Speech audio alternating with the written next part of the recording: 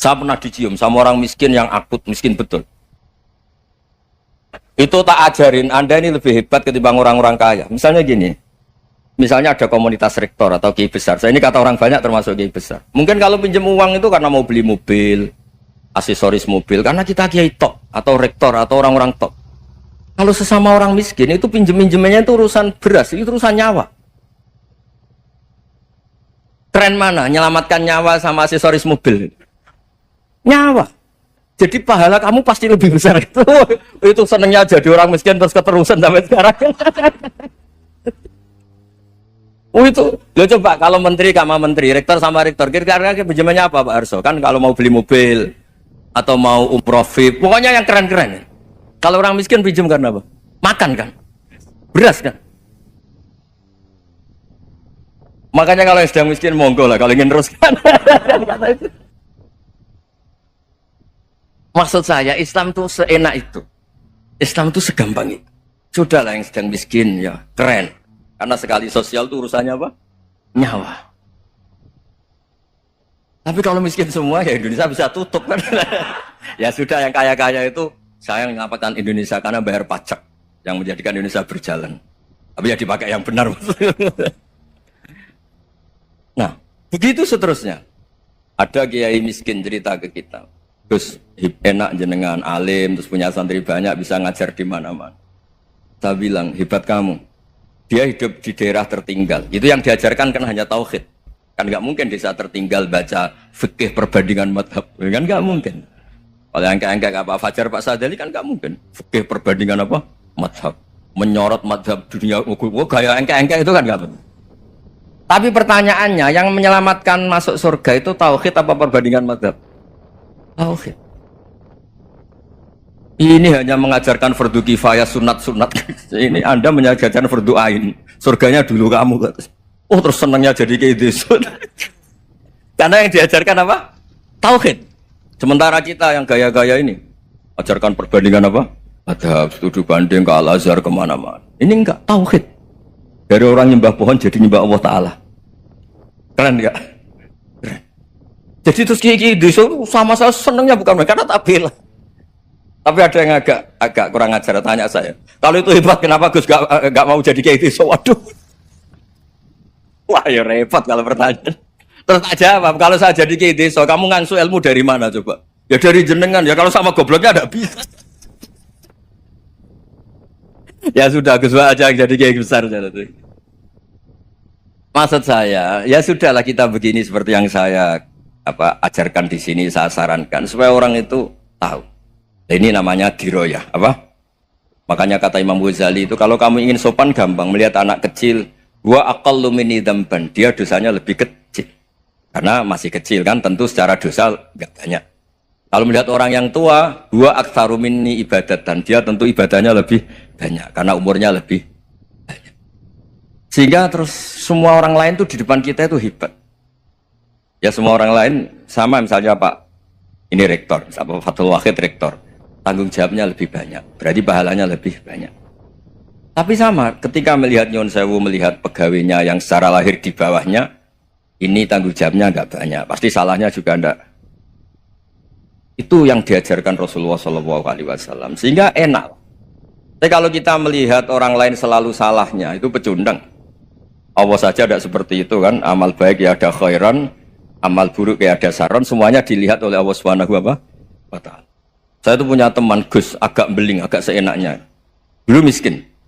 Wah itu seenaknya betul. Kayak kenal Tuhan sudah. Tak tanya, kenapa kamu seenaknya? 1 bulan tuh labanya bisa 200 juta sampai 500, sampai 1 miliar. Saya itu Gus, setelah duha itu perkembangannya bagus. Duha, sholat duha itu. Saya pernah miskin, kan kata apa? Ingka dari rezeki fisama wa ingka ana qalilan ya kalau fisama fa anzilhu, terus wa ingka ana qalilan fakasirhu, kalau sedikit perbanyak. Ini trennya sudah benar semua. Nah, wa ingka ana ya haraman fatahirhu, kalau haram yang kau sucikan.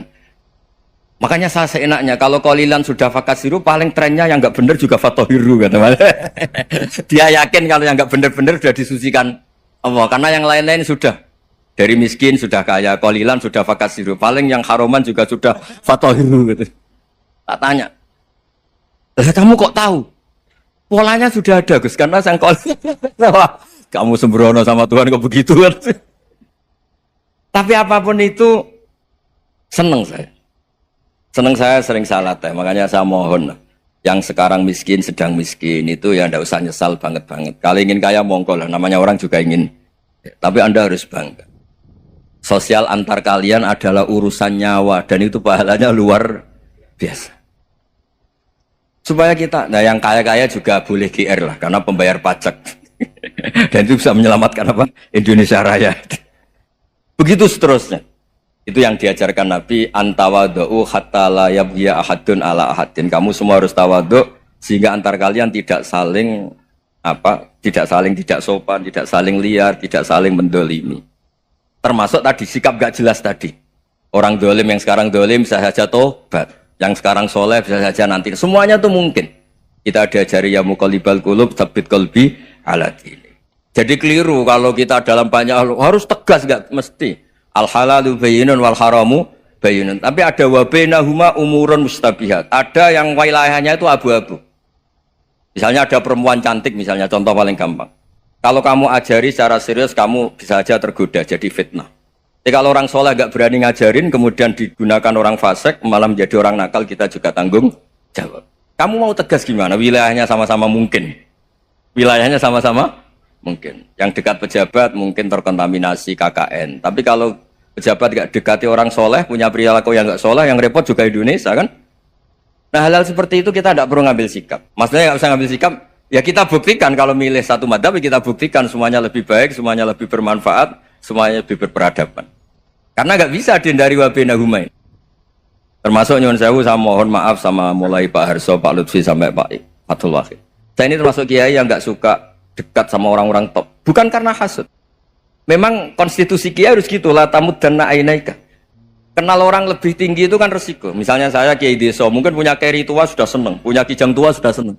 Gara-gara kenal Pak Wahid naik Camry, waduh kok saya kalah itu. Kenal orang itu kan resiko. Mungkin dosen-dosen sini kalau kenal saya di Rembang juga resiko. Di sini gak ada cium tangan, melihat saya dosen, wah gak enak jadi dosen. Jadi memang harus dibatasin. Sekiranya mungkin orang terus, karena latamud dan nanawa, ainaika ilham. Kamu jangan sering melihat orang lain yang mungkin secara lahir dapat nikmat yang lebih tinggi timbang Anda. Kalau kamu nggak bisa ngelola hati Anda bisa hasut, Anda bisa dengki. Paling tidak Anda bisa ada syukur. Saya itu sering didolani pejabat. Juga sering melihat pejabat di TV-TV. Naik mobil aja ada yang naikkan. Bahkan kalau wudhu itu anduk aja ada yang bawa. Itu kalau yang nggak kuat, weh naik jadi pejabat. Ya makanya terus konstitusi kiai itu mengatur, sudahlah. Mata kamu itu kamu batasin. Jangan melihat sesuatu yang potensi ya. Potensi menjadikan Anda tidak apa? Syukur. Jadi saya mohon, ini memang konstitusi saya sebagai kiai. Jadi saya, tapi di hati saya tetap akrab. Saya doakan semua untuk UI, untuk semua orang Indonesia kita doakan. Kita ingin semuanya tambah baik, tambah. Tadi katanya mau naik kelas ya. Kalau naik kelas dari rumah saya niatkan mari mengkaji diroyah. Diroyah itu melogikakan riwayat. Jadi misalnya kita sering dengar Rasulullah SAW sering ngendikan kalian masuk surga itu bukan hanya berdasar amal, tapi berdasar anugerah Allah Subhanahu wa Ta'ala. Oke, kita sepakat amal kita, perilaku kita, ibadah kita andaikan dikompensasi dengan nikmat yang Allah berikan tentu tidak seimbang. Untuk membayar itu saja sudah lunas. Jadi Anda semua tidak berhak masuk apa? Surga. Hingga di beberapa riwayat dijelaskan ada orang yang 500 tahun ibadah, nggak pernah maksiat. Ditanya sama Allah, kamu masuk surga karena apa? Karena ibadah saya ya Allah. Ya sudah, surga kamu 500 tahun saja, karena ibadah kamu 500 tahun. Ini cerita umur-umur orang dulu. Ya Allah, katanya surga engkau ini selamanya. Ya kalau yang selamanya itu rahmatku, kalau amal kamu terbatas ya surganya sesuai amal kamu ya terbatas. Ya sudah ya Allah, berarti masuk saya surga saya ini karena fadl engkau, karena anugerah engkau. Itu namanya apa? Diroyah. Diroyah itu satu kajian analisis di mana kita percaya riwayat, tapi kemudian punya logika, punya diroyah.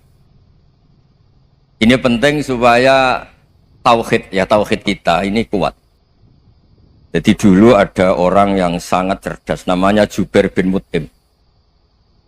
Dia saking cerdasnya, juga kaya, juga tokoh, dikirim sebagai delegasi pembebasan Asra Badrin, tawanan Badar. Kemudian pas datang ke Masjid Nabawi, Nabi delalah pas baca Wattur wa kitabim mastur. Sampai pada titik Nabi baca Am khuliqu min ghairi syai'in am humul khaliqun. Apakah penciptaan yang sedemikian canggih itu dimulai tanpa perwujudan, tanpa sesuatu yang real, yang maujud? Orang itu langsung bersimpuh, matur, ya Rasulullah saya Islam. Kada qalbi yatir, hampir hati saya, otak saya, pikiran saya itu terbang. Karena logika yang dibangun ateisme misalnya, kalau alam raya ini dimulai dari nihilisme, berarti logikanya apa? Al-adamu yakhluqu maujudan. Alam raya ini kan maujud, maujud itu ada. Kalau yang lebih dulu itu ketiadaan, berarti ketiadaan menjadi sebab kewujudan. Kalau dalam bahasa Arab itu al-adamu yakhluqu maujudan, sesuatu yang harusnya nggak jadi faktor karena ketiadaan menjadi faktor sesuatu yang nyata. Itu kan nggak masuk akal. Ya, kalau alam raya ini ada al-adam sing yasbiku maujudan, berarti alam raya ini al-adamu yakhluqu maujudan, sesuatu yang tidak ada menciptakan yang ada. Dengan logika itu terus kita ngaji, diajari sama guru-guru kita, sifat dasar Allah itu maujud. Wallahu maujudun qadimun. Terus masuk. Yang harus distatuskan pertama dari Allah itu apa? Maujud, wujud. Karena dengan wujud ini layak menjadi penyebab adanya alam raya ini. Sehingga ketika kita menolak faham nihilisme atau ateisme, faham tanpa Tuhan, tanpa pencipta awal, kita punya diroyah bahwa tidak mungkin ketiadaan ini menjadi sebab perwujudan alam raya ini. Yaitu am khuliqu min ghairi syai'in. Masa alam raya ini diciptakan tanpa sebab yang nyata, yaitu wajibil wujud. Siapa itu? Allah Subhanahu wa ta'ala. Begitu juga menyangkut sholawat. Orang boleh beda pendapat tentang redaksi sholawat. Ada yang sholli ala Muhammad, ala Sayyidina Muhammad, Nabi Muhammad. Monggo lah, masalah redaksi saja. Tapi setelah dianalisis, Nabi itu Pak Rektor, jadi Nabi setelah Nabi Isa saking dihormatinya sampai dituhankan. Juga jadi Nabi yang ada cerita masih hangat, orang Yahudi itu bunuh Nabi. Jadi yang satu mendudukkan Nabi sedemikian tinggi sampai kayak Tuhan, yang satu menjatuhkan Nabi sedemikian rendah sampai dibunuh. Kayak apa susahnya jadi Nabi Muhammad SAW. Kemudian dengan gampang Hadaddin agama ini bikin syariat yang bernama sholawat. Redaksinya monggo lah sesuai tradisi masing-masing. Allahumma sholli ala Muhammad, Allahumma sholli ala Sayyidina Muhammad, ala Nabiyina Muhammad, monggo lah. Tapi yang jelas redaksi ini kalau didiroyah dikaji, Allahumma itu Tuhan, Tuhan itu pemberi. Wa Muhammadun wa in jalla qadruh abdun min ibadi. Muhammad apapun tinggi derajatnya tetap berstatus hamba. Sehingga agama ini terjaga oleh syihotus sholawat. Agama ini terjaga oleh redaksi sholawat. Yaitu Allah tetap pemberi sebagai Tuhan yang enggak tersaingi, la syarikalah. Rasulullah Muhammad wa in jalla qadruh, apapun prestasinya, bisa mi'raj, bisa apa saja, tetap seorang hamba yang butuh muhtajun ila rahmatih. Jika redaksi Allahumma sholli ala Muhammad ini mengukuhkan yang Tuhan tetap Tuhan, hamba pilihan tetap hamba pilihan. Tentu dengan redaksi ini kemudian kita mendudukkan Nabi benar-benar posisi terhormat. Yaitu orang yang paling berhak dapat askat tahiyat, mendapat penghormatan Allah paling tinggi, yaitu Rasulullah Muhammad SAW. Dan itu diulang-ulang oleh Allah. Subhanalladzi asra bi'abdi. Status hamba ini diulang. Lagi-lagi ini bernama diroyah. Bernama apa? Contoh ketiga misalnya fihi ayatum bayinatum maqamu Ibrahim. Dulu orang Yahudi itu ada diskusi masif. Syaratnya Nabi itu mbah-mbahnya harus Nabi, harus keturunan Nabi. Kemudian semua Nabi rata-rata di Palestina, di Syam. Lalu Muhammadnya asal-usulnya dari mana? Tahu-tahu orang Arab kok Nabi, padahal orang Arab itu dulu jahiliyah. Walhasil terus diceritakan bukti Muhammad ini turunan Ibrahim adalah ada jejak kaki Nabi Ibrahim di dekat apa? Ka'bah. Fihi ayatum bayyinatum maqamu Ibrahim. Kalau Nabi Ibrahim pernah di Mekah, artinya beliau pernah meninggalkan turunan yang di Mekah. Itu bernama Nabi Muhammadun sallallahu alaihi wasallam. Itu disebut fihi ayatum bayyinatum maqamu Ibrahim. Nah, itu namanya diroyah. Diroyah itu satu perilaku keseharian kita beragama, kemudian tahu logikanya. Yang keempat misalnya, mangkana yu'minu billahi wal yaumil akhir falyukrim apa? Jaro. Orang yang iman karena Allah dan Rasul, maka memuliakan tetangganya. Andaikan pakai hukum sosial, tentu kalau tetangga kita baik, kita baik. Kalau kurang baik, kok kurang penggawean kan gitu. Tapi dulu itu pernah ada seorang ulama itu dibully ya, dikerjain sama anak muda tetangganya. Pak Kiai datang ke rumah saya, orang ini datang. Kemudian setelah di rumahnya, saya tidak jadi butuh sama Pak Kiai, silahkan pulang. Itu Kiainya senyum menikmati. Dan itu terulang 3 kali. Dibully seperti itu, dikerjain terulang 3 kali. Lalu tetap Kiainya tuh asik, seneng sekali. Lama-lama muda ini tanya, kenapa engkau tidak tersinggung? Padahal saya kerjain sampai 3 kali, tak undang, terus tak suruh pulang, tak undang, tak suruh pulang. Kata Kiai tadi, yang memerintahkan baik sama tetangga itu Allah. Jadi saya nikmati ketika bisa baik sama Anda. Tidak ada urusannya dengan perilaku Anda yang menolak saya. Nah itu terus kita tahu, memang motifnya kita baik sama tetangga karena iman sama Allah dan Rasul, bukan hukum kompensasi sosial. Jadi kalau mau diteruskan Pak Rektor, saya ngajar di sini ya karena perintah Allah itu orang alim harus ngajar, bukan karena perintah Rektor. Kalau diteruskan. Ya saya mohon juga gitu, para dosen, para karyawan di sini, kalau nggak khianat dengan UI itu karena takut sama Allah, jangan takut sama Rektor. Kalau Anda baik juga karena Allah, jangan baik karena apa? Rektor. Bagaimanapun ya semua kita ini makhluk. Makhluk itu la yadurru wa la yanfa. Begitu juga melihat Indonesia. Melihat saya ini kan ikut di UI itu lama sekali, ikut sama Profesor Zeni, dari Profesor Zeni nulis tafsir. Mungkin Pak Harsoyo tahu banyak, dulu Pak Lutfi ya tahu banyak. Tapi saya memang nggak pernah terbuka karena ya memang nggak ingin sebenarnya. Kondisi ini kondisi darurat. Sehingga saya tahu cara berpikir Profesor Zaini, ya tahu komitmen beliau pada UI. Dan pendiri UI memang ya banyak yang dari tokoh NU, Muhammadiyah, dari tokoh-tokoh ormas yang lain memang didirikan banyak orang. Hingga UI memang nggak milik ormas apa tertentu.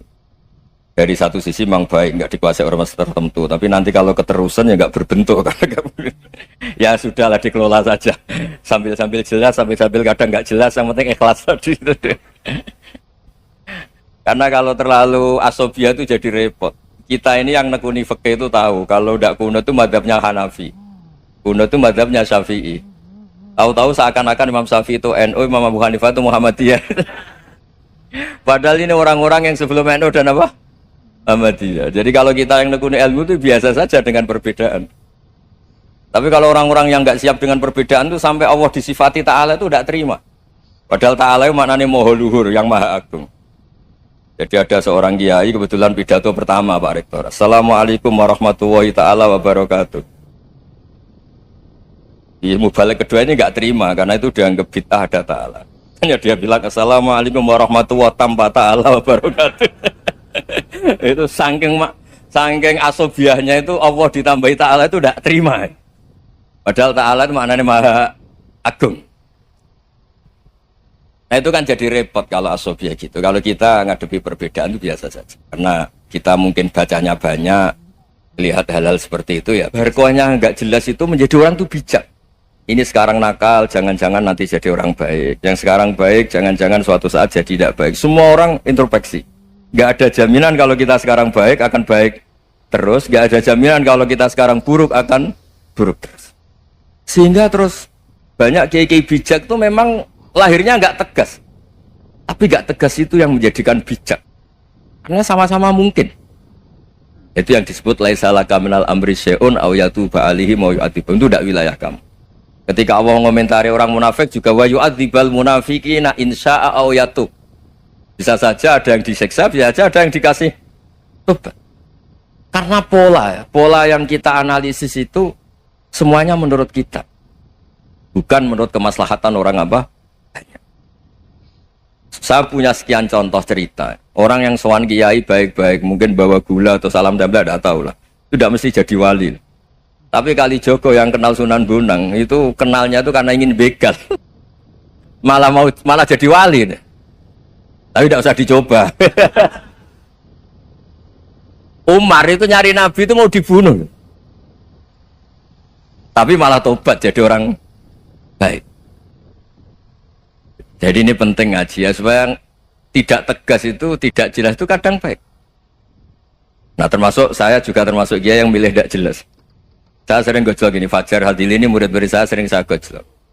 Kalau semua sistem pendidikan kayak kampus, kayak UII, kayak UIN semuanya, itu sistem yang bagus karena tertib, jam kuliahnya jelas, mata kuliahnya jelas. Kalau di pesantren itu Pak Arso itu gak tertib, tapi justru itu enak ketemu di jalan orang berani tanya. Nah ini kalau mbak-mbak misalnya menstruasi, mau belajar haid nunggu semester berapa baru tahu. Itu bisa sekian tahun gak sholat karena nunggu pelajarannya baru diterangkan. Mau haji juga gitu, nunggu mata pelajaran haji. Kalau nggak jamnya, nggak mau dosennya ngajarin. Ya, kalau kiai kan enggak, ketemu di jalan tanya, dijawab. Jam berapa juga dijawab. Artinya Indonesia itu berkah, ada sistem kampus yang tertib. Ya semoga termasuk tertib gajinya. Tapi tertib gajinya itu juga sebenarnya rugi. Saya sering ada pegawai negeri Gus, tolong doain saja di PNS enak jadi.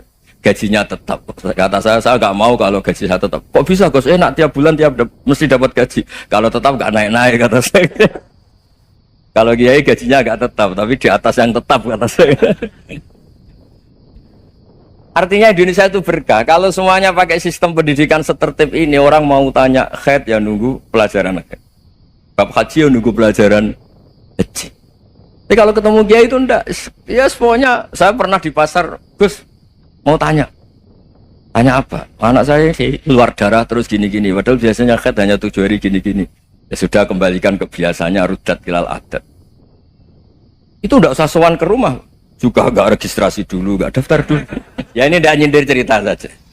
Supaya ini bukti koalisi beneran. Jadi saya yang kiai enggak tertib jam, koalisi sama yang tertib jam. Jadi kalau semuanya sistem kampus, nanti pertanyaan itu enggak bisa on time, enggak bisa setiap saat. Makanya Indonesia itu berkah. Kiai-kiai yang alim yang di jalan-jalan banyak. Juga kiai yang di kampus dokter-dokter fikih banyak. Yang nekuni ilmu umum ya banyak. Macam-macam. Itu masalah itu kalau saling mengadili itu baru masalah. Misalnya kiai ngeluh, enggak enak jadi kiai, enggak punya gaji tetap. Yang dosen ngeluh, enggak dicium tangannya. Karena memang unik Indonesia itu. Kalau guru fikih kok dosen itu tetap nggak dicium tangannya. Karena pikirannya anak-anak itu wong sudah bayar disuruh nyium. Itu kayak di alam sadar tuh gitu. Kalau kiai itu kan anak-anak nggak bayar itu. Ya opanya cium tangan itu. Makanya kalau kiai tidak keramat bisa mati karena cium tangannya doang itu bisa mati itu kiainya. Ya ini cerita. Supaya saling menghormati, saling. Nah dulu itu perbedaan itu urusan sudut pandang. Ya saya ulang lagi, perbedaan itu sudut. Allah yang Tuhan saja sering didebat sama nabi-nabinya. Karena urusan sudut pandang apa? Saya beri contoh ya. Suatu saat Khalilur Rahman Ibrahim itu saatnya meninggal sama Allah, Israel disuruh. Itu Ibrahim saatnya meninggal, ambil nyawanya. Setelah datang ke Ibrahim, ya Khalilur Rahman Ibrahim, saya disuruh nyabut nyawa Anda. Itu Israel dipaksa mikir sama Ibrahim. Hal ra'aita khalilan yumitu khalilah. Kamu tahu orang yang mencintai kemudian bunuh yang dicintai. Itu logika agak benar. Akhirnya Israel kan gak biasa debat. Kan gak dilatih debat. Gak pernah ikut lomba UI debat ilmiah. Dia taunya nyambut nyawa aja. Kembali ke Allah. Ya Allah, kata Ibrahim, hal ra'aita khalilan yumitu khalilah. Masa kekasih bunuh yang dicintai ya. Tapi kata Allah santai. Bilang ke Ibrahim, hal ra'aita habiban yakrahu ayyalqa habibah. Masa katanya dia cinta saya kemudian ketemu saya tidak berani. Israel mater lagi. Logikanya gini Ibrahim, masa yang dicintai sama yang ketemu yang dicintai nggak berani. Ya udah ketemu aja. Satunya yang meninggal itu. Artinya kamu bisa saja GR tidak mati-mati karena merasa dicintai. atau ingin mati karena mencintai. Nah maksud saya hal-hal seperti ini orang UI pasti gak jelas. Katanya cinta Allah suruh mati ya nggak mau. Gak jelas kan? Dibilang gak cinta juga gak mau. Tapi dibilang cinta kalau ukurannya mati juga gak mau. Nah, tapi dalam banyak hal gak jelas itu penting Pak Rektor. Penting sekali. Buatan guyon. Saya beri contoh sekian ilmiah, gak jelas itu penting. Rasulullah SAW itu dalam banyak hal itu disuruh Allah, memang disuruh supaya ngambil sikap seperti itu. Karena Allah itu punya otoritas penuh untuk bikin orang itu baik atau tidak baik. Wahsy itu yang membunuh Sayyid Hamzah, orang paling dicintai Nabi di antara yang dicintai Nabi. Qatalahu Wahsyun, dibunuh oleh Wahsy. Nabi secara basarnya itu nggak suka sama Wahsy. Sampai cara lahir ya ingin corong Jawa ingin masuk nol. Tapi apa kata Allah? Laisa laka minal amri syai'un aw yatuba alaihim aw yu'adzibah. Itu tidak wilayah kamu Muhammad. Malah Wahsy dikasih tobat sama Allah. Khalid bin Walid. Itu perang Uhud kalah itu karena ide brilian Khalid bin Walid. Pas itu masih panglima kafir. Yaitu pura-pura kalah, ghanimah dilepas, sahabat turun, pasukannya naik, walhasil orang Islam kalah. Khalid bin Walid akhirnya juga masuk Islam. Orang yang secara basariah Nabi itu gak siap. Kebalikannya juga ada. Sa'labah itu orang sampai gelar hamamatul masjid. Ini pas ngaji mesti ingat. Salam. Dia di masjid terus. Setiap habis salam tuh lari karena istrinya nyuwun sewu masih berpakaian yang tidak pantas. Kenapa engkau terburu-buru pulang? Pakaian yang dipakai istri saya sekarang saya pakai. Ya pakaian sarung itu kayak Pak Rektor kan fleksibel. Ini khusus mau Ramadan. Tidak akan sarungan terus, gak usah khawatir. Jadi ini tadi sudah janjian, saya yang kiai celananan, beliau yang rektor pakai sarung. Jadi iya. Supaya itu barter madhab. Tapi hanya sekali ini aja, bukan. Jadi jangan diharapkan ini jadi tontonan terus-menerus dan ini barter madhab. Saya sama Profesor Kores juga sering gitu. Saya pakai sarung yang dihadiahi beliau pakai sarung yang dihadiahi saya. Memang itu tradisi Islam. Tahadau tahabu, kamu saling memberi hadiah maka kamu saling mencintai, bukan riswah, bukan riswah. Walhasil terus Sa'labah ini buat saya didoakan Nabi supaya saya kaya, supaya tidak sering ganti-ganti pakaian seperti ini sama istri saya. Jangan-jangan kamu miskin itu lebih baik, ngotot minta didoakan. Didoain Nabi kaya terus lama-lama ninggal sholat, ninggal jamaah. Itu Allah belum tersinggung. Yang mulai Allah tersinggung itu kan saya sering fatwa di mana-mana, sering memberi saran. Mumpung kamu miskin itu sering sedekah, karena kalau sudah kaya itu tidak bisa. Saya memberi analogi gini. Kalau saya masih santri miskin, punya uang 100.000, diminta guru saya 50 tak kasihkan, padahal itu 50%. Punya 2 kambing kurus, diminta guru saya 1 pasti tak kasihkan, padahal itu 50%. Jadi kalau punya sapi Brahman atau sapi limusin yang harganya itu 100 juta, punya 2, diminta 1 boleh enggak? Enggak boleh. Saya punya motor butut 2, diminta teman saya 1 boleh. Tapi kalau Davidson Harley itu nggak boleh itu. Nah, walhasil itu kalau kita miskin, misalnya kita zaman kuliah atau zaman mondok atau zaman apa saja, punya uang 100.000, nartik temannya sampai 50.000 kan biasa. Tapi setelah 1 miliar, berani nggak kamu kasihkan 500 juta? Sama-sama 50%. Enggak kan? Nah, Sa'labah gitu, ketika zakat masih per 40 kambing 1 kambing itu sebenarnya kan masih ringan. 41, 82. Kambingnya itu sudah mabenal jabalen.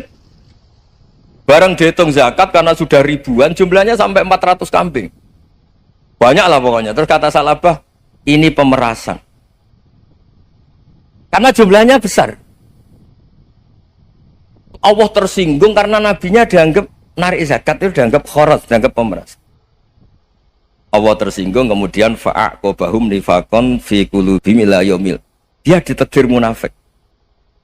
Semenjak itu terus tadi kembali gak jelas tadi. Jadi kalau makanya itu pakar-pakar akhlak ya, pakar-pakar etika peradaban.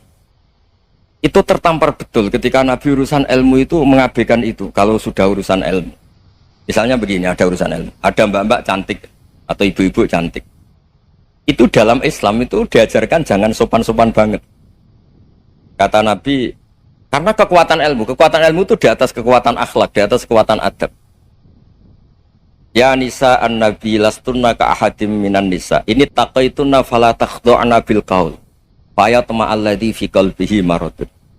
Misalnya ada mbak-mbak cantik, menarik, kemudian sopan misalnya sama Pak Fajarin sama dosen-dosen. Monggo binara. Wah itu bahaya pikirannya kemana-mana itu. Orang yang imannya pas-pasan, wih berarti mau. Maksud saya kalau cantik, menarik ketemu di jalan biarin aja dosennya mau kemana biarin aja. Gak usah dihormatin. Kalau dihormatin, Pak mau kemana sadere no bisa bahaya. Tak biarin aja. Kalau tanya, Dek ini alamatnya mana? Cari sendiri Pak. Karena hanya dengan cara itu si Pak dosen ini gak kepikiran. Gak ada orang suka orang kedus itu gak akan. Tinggal sudah cantik, sopan. Wah bisa pikirannya macam-macam. Itu ilmu. Fala takhdu'na bil qaul. Kamu jangan terlalu lirih kalau ngomong. Fayatma alladzi fi qalbi maradun. Orang yang pikirannya masih kotor pasti berpikir yang negatif.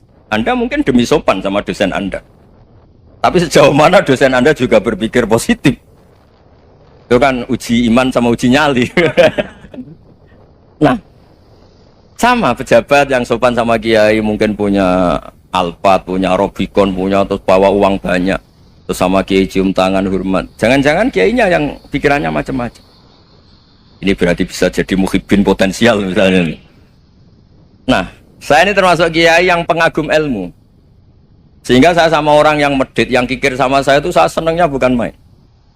Kenapa? Karena kalau orang medit itu gak berhak. Kalau orang lomo 1 juta minta surga, 2 juta ya minta apa? Surga. Gus salam template 200.000 aja kadang minta surga. Tapi kalau yang kikir-kikir ya sudah salaman tok sudah, gak minta apa-apa kan dia tahu diri, nggak bayar kok minta.